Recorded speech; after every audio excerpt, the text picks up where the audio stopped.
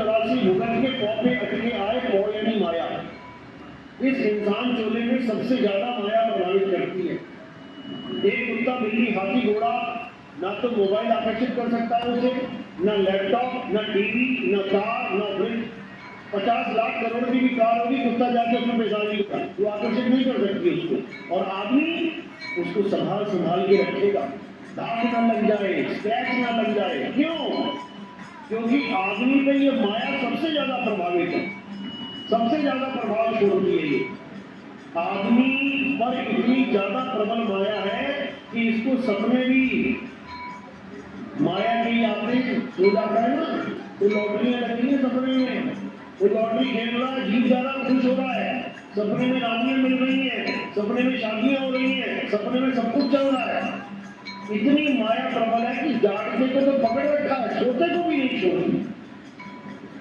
ये केवल इंसान के साथ होता है, समझो, ताकि एक पल भी ये माया से जुड़ा रह पाए। 24 घंटे माया के बारे में सोचे तो क्या करेगा? जिसके बारे में सोचता रहेगा उसी में जाके घुस जाएगा। तो कबीर साहब यही समझा रहे हैं कि तुम्हारे पास दो ऑप्शन है, या तो इस मायावी संसार में दोबारा से आ जाओ, या फिर इसको छोड़ के सदा सदा के लिए अपने मालिक के घर चले जाओ। कौन सा घर? जहां से तुम आए थे। तुम इस पृथ्वी के जीव नहीं हो, समझ लो। तुम इस धरती के, इस आसमान के, इस 3 लोक के जीव नहीं हो।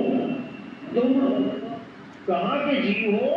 तुम अमर लोक के जीव हो, जिसे अमरपुर भी कहते हैं, जिसे सतलोक भी कहते हैं, जिसे अलख लोक भी कहते हैं, जिसे अगम लोक भी कहते हैं, जिसे अनामी लोक भी कहते हैं। सारे नाम उसी ही लोक के। और वो लोक क्या है? लोक अलोक शब्द है भाई, और जिन जाना तिन संशय जाई। यानी तुम कहां से आए हो? तुम शब्द में से आए हो। शब्द यानी परम पिता परमात्मा। एक बच्चा कहां से आता है? मां के गर्भ से आता है, यानी मां से निकल के आ गया। इसी प्रकार जो हमारी सूरत है, जिसे हम जीव कहते हैं, ये जीव कहां से आता है? ये परमात्मा से आता है। ये परमात्मा से निकल के आता है और कहां फंस जाता है? 3 लोक में फंस जाता है। 3 लोक यानी ये काया और माया, ये संसार। अब क्या करेंगे? अब 3 लोक में आ तो गया, लेकिन वापस नहीं जा पा रहा है। कारण क्या है? क्योंकि वापस जाने की याददाश्त भुला दी गई है। तुम अपने घर से यहाँ तक आए हो, अब सत्संग खत्म होगा, सब अपने अपने घर पहुंच जाओगे। क्यों पहुंच जाओगे पता है?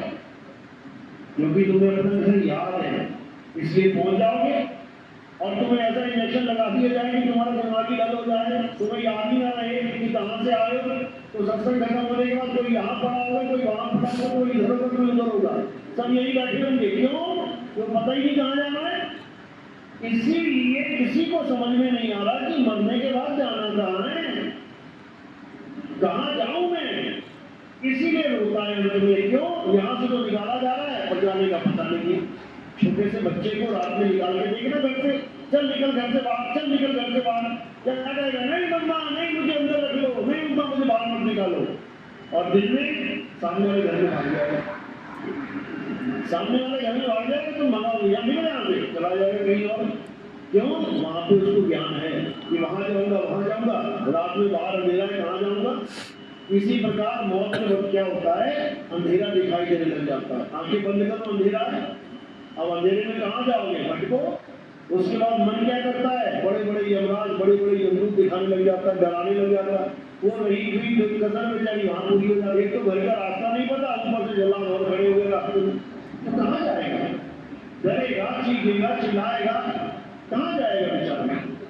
अब कबीर साहब क्या कहते हैं कि अगर तुम गुरु से ये जान लो कि तुमने शरीर छोड़ के जाना कहाँ है, तो तुम्हारा सारा खेल जितना भी ये चल रहा है खत्म हो जाएगा।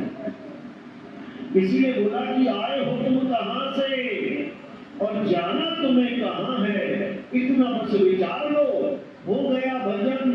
क्या राम राम राम, क्या अल्लाह अल्लाह, क्या वाहिगुरु वाहिगुरु, क्या कबीर कबीर, क्या हालेलुया, यहोवा यहोवा, क्या कुछ नहीं जपने लग गया ये इंसान परमात्मा को पाने के लिए। कोई बात 5 नाम जपवा रहा है, कोई 7 नाम जपवा रहा है, कोई 10 नाम जपवा रहा है। अरे एक भी नाम जपने की जरूरत नहीं है।